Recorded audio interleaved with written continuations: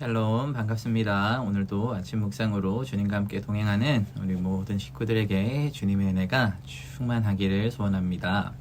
우리 오늘 함께 볼 말씀은 시편 9편의 말씀입니다. 우리 같이 말씀 봉독하도록 하겠습니다. 내가 전심으로 여호와께 감사하오며 주의 모든 기이한 일들을 전하리이다. 내가 주를 기뻐하고 즐거워하며 지존하신 주의 이름을 찬송하리니 내 원수들이 물러갈 때에 주 앞에서 넘어져 망함이니이다. 주께서 나의 의와 송사를 변호하셨으며 보좌에 앉으사 의롭게 심판하셨나이다. 이방 나라들을 책망하시고 악인들을 멸하시며 그들의 이름을 영원히 지우셨나이다. 원수가 끊어져 영원히 멸망하였사오니 주께서 무너뜨린 성읍들을 기억할 수 없나이다. 여호와께서 영원히 앉으시며 심판을 위하여 보좌를 준비하셨도다. 공의로 세계를 심판하시며 정직으로 만민에게 판결을 내리시리로다. 여호와는 압제를 당하는 자의 요새이시요 환난 때의 요새이시로다.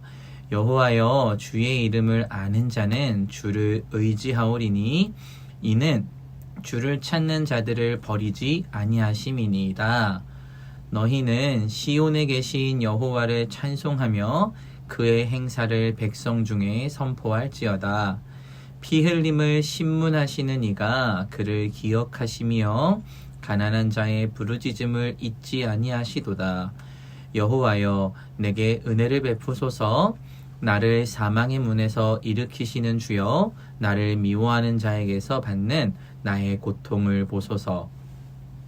그리하시면 내가 주의 찬송을 다 전할 것이요 딸 시온의 문에서 주의 구원을 기뻐하리이다. 이방 나라들은 자기가 판 웅덩이에 빠짐이요 자기가 숨긴 그물에 자기 발이 걸렸도다. 여호와께서 자기를 알게 하사 심판을 행하셨으며 악인은 자기가 손으로 행한 일에 스스로 얽혔도다. 악인들이 스올로 돌아가며 하나님을 잊어버린 모든 이방 나라들이 그리하리로다. 궁핍한 자가 항상 잊어버림을 당하지 아니하며 가난한 자들이 영원히 실망하지 아니하리로다. 여호와여, 일어나사 인생으로 승리를 얻지 못하게 하시며 이방 나라들이 주 앞에서 심판을 받게 하소서. 여호와여, 그들을 두렵게 하시며 이방 나라들이 자기는 인생일 뿐인 줄 알게 하소서. 아멘. 사랑하는 우리 식구들, 우리는 참 많은 믿음을 가지고 살아갑니다. 믿음이 있다고 우리는 스스로 이야기하기도 하고, 또 우리의 믿음 생활이 깊이 되고 오래되다 보니까 우리가 어떤 믿음을 가지고 있는지 때로는 의문을 가질 수도 있습니다. 그런데 정말로 중요한 것은 무엇입니까? 여러분, 믿음은 단순해야 합니다. 단순한 믿음을 가져야 단순하게 모든 상황에 믿음으로 대처할 수 있습니다. 여러분, 다윗은 믿음의 능력자였습니다. 오늘 시편 오늘 1절의 말씀도 다윗이 얼마만큼 믿음의 능력자였는지를 보여주는 대표적인 구절입니다. 우리 1절 말씀 같이 읽겠습니다. 내가 전심으로 여호와께 감사하오며 주의 기이한 일들을 전하리이다. 아멘. 다윗은 놀라운 간증을 하겠다는 건데요. 어떤 간증입니까? 기이한 일이 있다는 겁니다. 기이한 일. 다윗이 기이하다고 하는 이 내용들은 크게 세 가지로 나눌 수가 있는데, 첫 번째는 무엇입니까?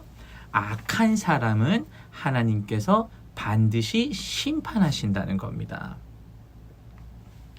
그리고 두 번째는 무엇입니까? 하나님의 이름을 알고 하나님을 찾는 자에게 하나님 반드시 응답하시고 하나님께서 반드시 만나주신다는 겁니다. 우리 9절과 12절 말씀을 같이 읽어볼까요? 여호와는 압제를 당하는 자의 요새이시요 환난 때의 요새이시로다. 여호와여, 주의 이름을 아는 자는 주를 의지하오리니 이는 주를 찾는 자들을 버리지 아니하심이니이다. 너희는 시온에 계신 여호와를 찬송하며 그의 행사를 백성 중에 선포할지어다.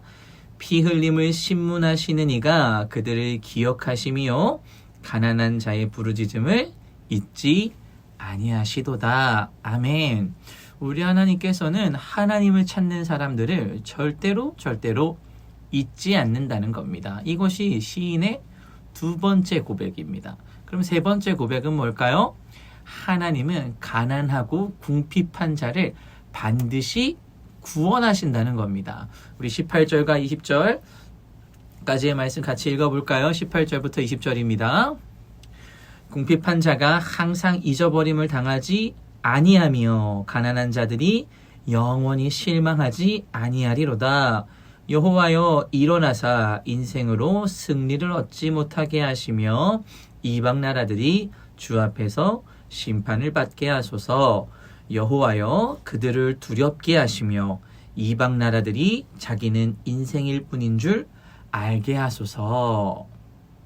이렇게 하나님께서는 궁핍한 자들의 부르짖음, 가난한 자들의 부르짖음을 반드시 기억하시고 응답하시고 뿐만 아니라 그 모든 상황에서 구원하신다는 사실입니다.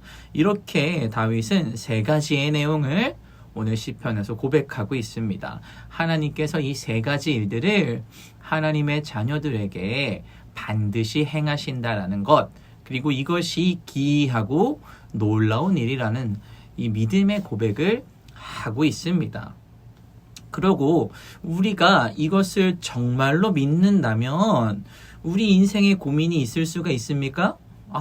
모든 고민이 끝나죠. 모든 고민, 우리 인생의 고민이 다 무엇입니까? 나를 압제하는 자들의 손길, 이것이 우리의 인생의 고민거리이죠. 또 하나님께서 나를 만나주신다는 것, 우리가 하나님을 찾을 때 하나님께서 우리에게 반드시 응답하신다는 것, 우리가 이거 믿는다면 우리의 인생의 모든 고민이 해결될 겁니다.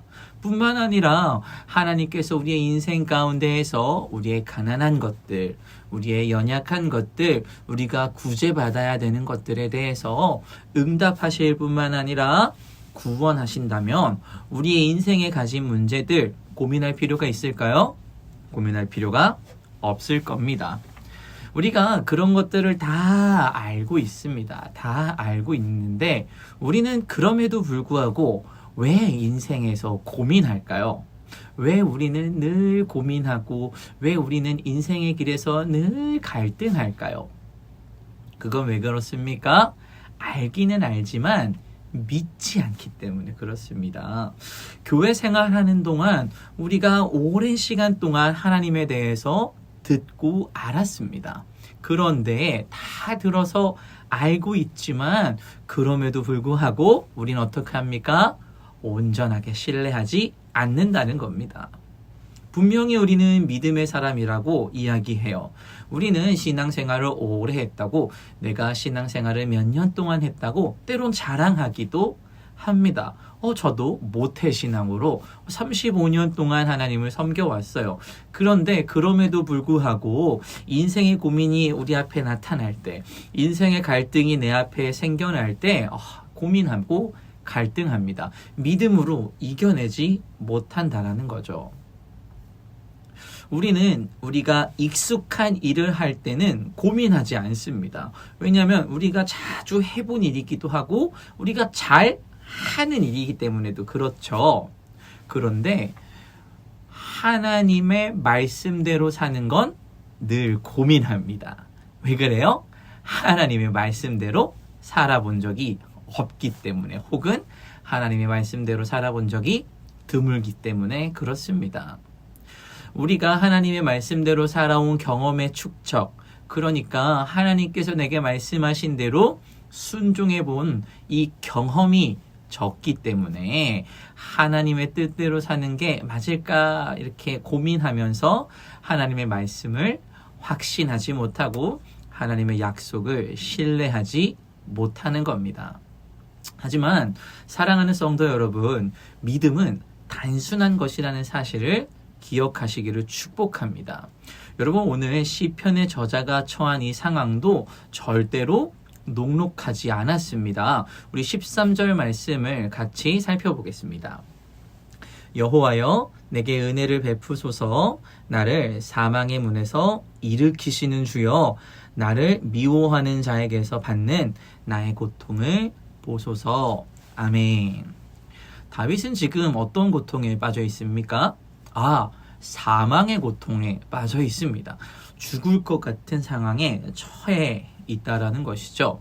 그럼에도 불구하고 다윗은 하나님의 약속을 향한, 하나님의 믿음을 향한 이 굳건한 신뢰를 잊어버리지 않습니다. 하나님께서 자신의 삶에 반드시 응답하실 거라는 믿음의 확신이 있다라는 겁니다. 하나님을 향한 믿음이 굳게 서 있다라는 겁니다. 다윗은 알고 있습니다. 하나님께서 어떻게 하실 것이다? 악인을 이길 것이다. 하나님께서 어떻게 하실 것이다? 하나님께서 부르짖는 나의 이 목소리를 응답하시고, 응답하실 뿐만 아니라 나를 반드시 만나 주실 것이다 라는 믿음의 고백이 있었습니다. 뿐만 아니라 하나님께서 어떻게 하실 거란 믿음의 고백이 있었습니까? 나를 반드시 구원하여 내실 것이라는 믿음의 고백이 있었다라는 겁니다. 궁핍한 자들을 향해서 구원하시는 하나님의 손길을 온전히 신뢰하고 있었던 것이 누구입니까? 다윗의 믿음이라는 겁니다. 이거를 추상적으로만 고백하는 것이 아니라 어떻게 하고 있어요? 반드시 이루어지리다 하고 확고하게 믿고 있다라는 겁니다. 그리고 그렇게 하실 것에 대해서 지금 뭐 하고 있는 거예요? 노래하고 있는 겁니다. 이런 시인의 믿음이 오늘 아침에 우리에게 있기를 축복합니다. 여러분, 그렇다면 다윗의 이런 믿음의 근원은 어디서부터 시작됐을까요? 10절 말씀입니다. 여호와여, 주의 이름을 아는 자는 주를 의지하오리니 이는 주를 찾는 자들을 버리지 아니하심이니이다. 여러분, 다윗은 하나님의 이름을 알고 있었습니다. 하나님의 이름을 알고 있다라는 것으로 하나님을 굳게 신뢰할 수 있었습니다. 여러분, 유명한 개혁주의 학자인 칼빈이라는 학자가 이런 이야기를 했습니다. 하나님을 아는 지식과 우리 자신을 아는 지식이 연결되어 있다라고 강론하고 있습니다. 이것은 무엇입니까? 하나님을 아는 만큼 우리 자신의 삶에 대해서도 분명한 삶의 태도를 취할 수 있다라는 겁니다. 이걸 다시 설명하면 하나님을 향한 믿음을 우리가 더욱더 굳게 가져갈수록 우리의 삶의 태도가 어떻게 변한다는 겁니까? 믿음의 태도로 변화된다라는 겁니다. 그래서 우리가 하나님을 안다라고 말하는 건 하나님을 지식적으로 경험할 뿐만 아니라 하나님을 경험적으로도 안다라는 겁니다. 경험적으로 안다라는 것은 무엇입니까? 내가 하나님을 굳게 믿고 신뢰한다라는 뜻입니다. 여러분, 우리가 오늘 아침에 하나님을 완벽하게 알기를 소원합니다.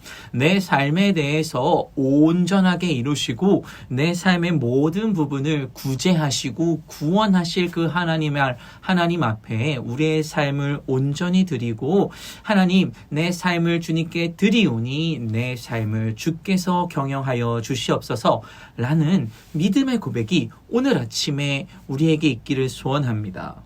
우리가 이런 고백을 하고 이러한 믿음을 주님 앞에 하나하나 알아갈 때에 하나님께서는 우리 삶에 찾아오시고 우리를 만나시고 뿐만 아니라 우리의 모든 지경에서 주님의 뜻을 이루어 가실 줄로 믿습니다. 오늘 아침이 하나님과 동행하는 아침, 오늘 아침이 하나님의 뜻을 아는 아침, 오늘 아침이 하나님을 아는 아침이 되시기를 주님의 이름으로 축복합니다. 우리 같이 기도하겠습니다. 사랑해 주님, 감사합니다. 하나님, 우리가 주님을 굳게 믿어야겠습니다. 단순히 하나님을 안다라고 고백하는 수준이 아니라 하나님께서 내 삶에 대해서 어떤 일을 행하실지를 기대하는 믿음이 우리 가운데 있기를 소원합니다. 하나님, 우리 삶에 어려움이 찾아올 때, 하나님 죽을 것 같은 힘듦이 우리 가운데 찾아올 때에도 하나님께서 분명히 내 삶에 주님의 놀라운 일을 행하실 것이라는 단순한 믿음, 그 단순한 믿음의 경험을 오늘 이 아침에 우리가 하게 하여 주시옵소서. 그 믿음 하나 가지고 살아갈 수 있는 우리 모든 귀한 주님의 식구들 될 수 있도록 주님 우리와 함께 하여 주시옵소서. 감사드리며 예수님의 이름으로 기도드립니다. 아멘. 오늘 아침에 우리 함께 기도할 도구 기도 제목은 방까방까 트랄랄라 하나님의 자녀들 교회와 어린이집을 위해서입니다. 특별히 제시 목사님 가정을 위해서 기도했으면 좋겠는데요. 필리핀 방까방까 마을 아이따 부족을 위해 세운 하나님의 자녀들 교회와 하나님의 자녀들 어린이집을 관리하고 운영할 때 마을에 복음을 전하는 사역이 성령의 인도하심과 도와주심으로 열매를 맺도록 우리 제시 목사님 가정을 위해서 기도했으면 좋겠습니다. 두 번째로 하나님 자녀들 교회와 어린이집이 마을 사람들에게 하나님의 사랑과 은혜를 전하는 구원의 방주로서의 역할을 잘 감당하도록, 그리고 하나님의 말씀으로 성도들을 제자 삼는 사역을 잘 감당하고 교회를 통해 일꾼들이 잘 세워져서 스스로 세워가는 교회가 될 수 있도록, 그리고 이 어린이집을 통해서 그 땅의 다음 세대들이 하나님의 자녀들로 잘 세워질 수 있도록 우리 두 가지 기도 제목을 가지고 함께 기도하시고, 그리고 육신의 질병으로 치료 중에 있는 식구들과 생활에 어려움을 겪고 있는 식구들, 군복무 중인 형제들과 타 지역에서 머물고 있는 교회 식구들과 학업 중에 있는 청년들을 위해서 기도하시고, 각자 기도 제목 가지고 함께 기도하겠습니다. 같이 기도하겠습니다.